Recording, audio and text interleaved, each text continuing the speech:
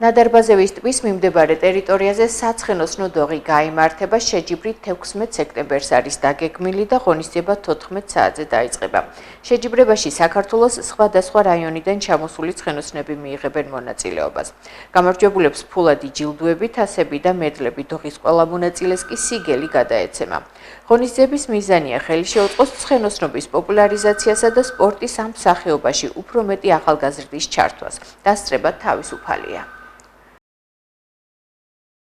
მოგეხსენებათ, ჩვენი ქალაქი გორის მუნიციპალიტეტი არის სპორტული ქალაქი და ვცდილობთ, რომ უფრო და უფრო გავაფართოვოთ ეს სპორტული აქტივობები, ჯანსაღი ცხოვრების წესი, რა თქმა უნდა.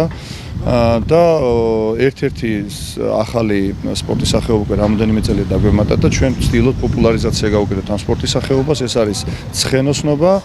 დოღს როგორც დოღს ვეძახით, იმართებოდა აქამდე ვარიანის ტერიტორიაზე, თუმცა ამ წელს გადაწყდა ასე რომ გავაკეთოთ ნადარბაზევის ტბის მიმდებარე ტერიტორიაზე. ყველა მონაწილეს გადაეცემა დიპლომები და შესაბამისად პირველ, მეორე, მესამე ადგილს მედლები, თასები და ფულადი ჯილდოც გვაქვს.